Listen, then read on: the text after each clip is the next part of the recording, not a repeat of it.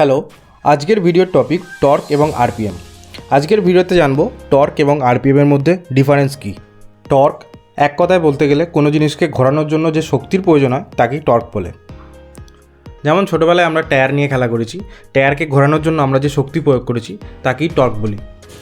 আমরা যদি ছোট ডান্ডা দিয়ে টায়ারকে ঘোরাতাম তাহলে আমাদেরকে বেশি শক্তি প্রয়োগ করতে হতো, আর আমরা যদি বড় কোনো ডান্ডা দিয়ে টায়ারকে ঘোরাতাম তাহলে আমাদেরকে অল্প শক্তি প্রয়োগ করতে হতো। সেরকম গাড়ির ক্ষেত্রেও যেই গাড়ির টর্ক বেশি সেই গাড়ির পিকআপও বেশি। যেমন গাড়ির ক্ষেত্রে টর্কের প্রয়োজন কোথায় পড়ে? টর্কের প্রয়োজন পড়ে কোনো গাড়িকে প্রথমে স্টার্টিং করার জন্য, মানে প্রথমে গাড়িটা স্টার্টিং করে একটা জায়গা থেকে আরেকটা জায়গায় মুভ করার জন্য টর্কের প্রয়োজন পড়ে। আরও বেশি টর্কের দরকার পড়ে যখন আমরা যদি পাহাড়ের মতো কোনো ঢালের উপরে উঠতে থাকি, তাহলে আমাদের টর্কের প্রয়োজন পড়ে। মানে বাইকের চাকাকে ঘোরানোর জন্য ইঞ্জিনের যে প্রেসার লাগে তাকেই আমরা টর্ক বলে থাকি। আর আরপিএম হলো রোটেশন পার মিনিট বা রেভলিউশন পার মিনিট, মানে এক মিনিটে কতবার ঘুরছে সেটা কি আমরা আরপিএম বলি।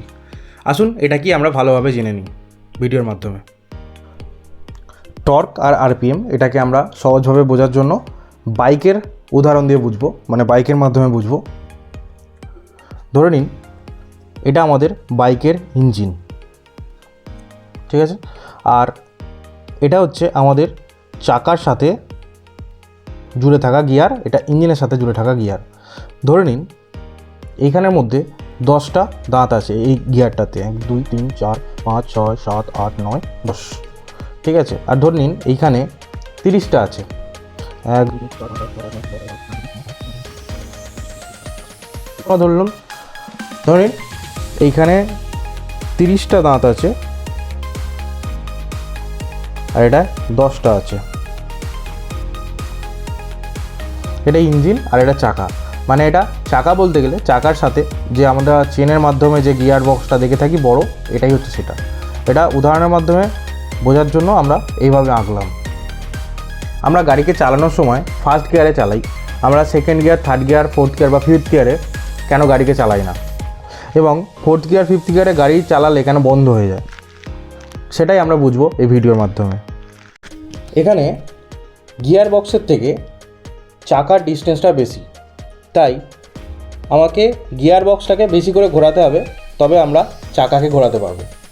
মানে ধরে নিন গিয়ার বক্স যদি 3 বার ঘোরে তাহলে চাকাটা 1 বার ঘুরবে। সেরকমই এখানে যদি আমাদের বড় গিয়ার বক্স হতো বা এই গিয়ার বক্সের সমানে যদি কোনো চাকা হতো, তাহলে এ যতটা ঘুরতো চাকাও ততটাই ঘুরতো। বা এর থেকে যদি কোনো বড় চাকা হতো সেক্ষেত্রে আমাকে একে কম ঘোরালেই চাকাটা বেশি করে ঘুরে যেত। আমরা সেই উদাহরণে আসছি, একে একে দেখব। সো গাড়িকে যখন আমরা চালু করছি তখন, মানে ফার্স্ট গিয়ারে যখন আমরা গাড়িকে স্টার্ট করছি তখন আমাদের আরপিএমের দরকার পড়ে না, তখন আমাদের টর্কের দরকার পড়ে। তাই টর্কের দরকার পড়ার জন্য আমরা যদি 3000 আরপিএমে ইঞ্জিনকে ঘোরাই আর এটাকে যদি আমরা চাকা ভাবি, তাহলে এখানে যদি আমাদের 10টা দাঁত থাকে আর এর মধ্যে 30টা দাঁত থাকে, মানে এর 1/3 এটা হয়ে গেল এখানে। তাহলে 3000 আরপিএমে যদি আমরা এটা ঘোরাই, এই ইঞ্জিনটা 3 পাক ঘুরে আসার সমান এই চাকাটা 1 বার ঘুরবে। তাই এটার সাথে এটা আমরা যদি ইঞ্জিনে 3000 আরপিএম প্রয়োগ করে থাকি, তাহলে আমাদের হুইল থেকে, মানে চাকা থেকে 1000 আরপিএম গতি পাবো, মানে আমরা চাকা থেকে 1000 আরপিএম স্পিড পাবো। সেরকমই এটাকে যদি আমরা ফার্স্ট গিয়ার, মানে ফার্স্ট গিয়ার ভেবে থাকি, এরকমই আমাদের এর থেকে বড় হবে সেকেন্ড গিয়ার, এর থেকে আরেকটু বড় হবে থার্ড গিয়ার, আরেকটু বড় হবে ফোর্থ গিয়ার, এবং এর থেকে আরও বড় হবে ফিফথ গিয়ার। ধরে নিন ফিফথ গিয়ারটা হচ্ছে এইটা, আর এটা হচ্ছে আমাদের চাকা। সেই তুলনায় আমাদের এখানে হুইল বেস তো একই থাকছে, হুইল বেসটা একই থাকছে, আর এটা আমাদের ইঞ্জিনের গিয়ার বক্স, এটা আমাদের ডিস্টেন্সটা বেড়ে যাবে আর চাকার গিয়ার বক্স কমে যাবে। সেক্ষেত্রে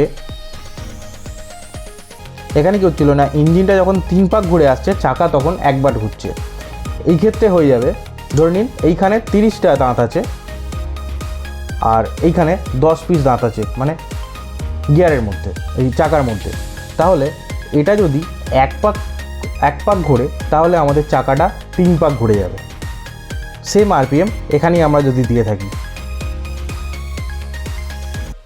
এটা ফার্স্ট গিয়ার আর এটা হচ্ছে ফিফথ গিয়ার, তাহলে আমরা যদি একই আরপিএমেই গাড়িটাকে ধরে রাখি আর হুইল বেস আমাদের সেখানে গিয়ারের কাছে কম হয়ে যাচ্ছে আর গিয়ারটা বড় হয়ে যাচ্ছে, যেহেতু এখানে গিয়ার বক্সটা 3 পাক ঘুরলে আমাদের চাকাটা একবার ঘুরতো, আর সেই ক্ষেত্রে এখানে এই গিয়ার বক্সটা একবার ঘুরলেই চাকাটা আমাদের 3 ভাগ ঘুরে যাবে, মানে 3 বার ঘুরে যাবে। তাই আরপিএম যদি একই থাকে, এখানে আমরা চাকা থেকে 3000 আরপিএম যদি আমরা ইঞ্জিনে প্রয়োগ করে থাকি মানে 5th গিয়ারে, তাহলে আমরা চাকা থেকে 9000 আরপিএমের আউটপুট পাবো। সেক্ষেত্রে মানে আমাদের 5th গিয়ারে গাড়ির স্পিড দরকার। আমরা 1st গিয়ারে গাড়িকে শুধু ওঠানোর জন্য, গাড়িকে কিছু দূর নিয়ে যাওয়ার জন্য ব্যবহার করে থাকি, আর 5th গিয়ারে আমাদের গাড়িকে কন্টিনিউ চালানোর জন্য আমরা ব্যবহার করে থাকি 5th গিয়ারটাকে। সেরকমই মিডল গিয়ারগুলো তো তাই হয়। আর আমরা একদম প্রথম গিয়ার আর শেষ গিয়ার দিয়ে এটা বুঝলাম। অনেকের মনে কোয়েশ্চেন থাকে যে আমরা একবারে 5th গিয়ার গাড়িকে কেন ওঠাতে পারি না। 5th গিয়ারে গাড়িকে ওঠাতে পারি না এই কারণেই, কারণ আমাদের গিয়ার বক্স, চাকা এবং এর মাঝখানে থাকে ক্লাচ প্লেট। তো ক্লাচ প্লেট কি সেই নিয়ে ডিটেলসে আমরা পরে একটা ভিডিও বানাবো। এই গিয়ার বক্স আর চাকার মাঝখানে ক্লাচ প্লেট যুক্ত থাকে। এই ক্লাচ প্লেট আমাদের এই গিয়ার বক্স এবং চাকাকে একসাথে যোগ করতে সাহায্য করে। তাই ক্লাচ প্লেট যখন আমাদের 1st গিয়ারে থাকে, ক্লাচ প্লেটটা আমাদের এই চাকার সাথে ভালোভাবে যুক্ত হয়ে যায়, যেহেতু আমাদের গিয়ার বক্সটা ছোট থাকে। তাই গাড়িটা বন্ধ হয় না, গাড়িটা ভালো স্পিড পায়, আমরা ঢালের মাথাতে উঠতে পারি। কিন্তু 5th গিয়ারে যদি আমরা গাড়িটাকে তোলার চেষ্টা করি, সেই ক্ষেত্রে ক্লাচ প্লেটটা এই গিয়ার বক্সের সাথে ভালোভাবে ম্যাচ করাতে পারবে না। তাই গাড়িটা বারবার বন্ধ হয়ে যাবে এবং বেশি করে পেট্রোল মানে তেল কনজিউম করতে থাকবে। আমাদের গাড়ি মাইলেজ কমে যাবে, তেল বেশি খাবে এবং গাড়ি সঙ্গে সঙ্গে বন্ধ হয়ে যাবে।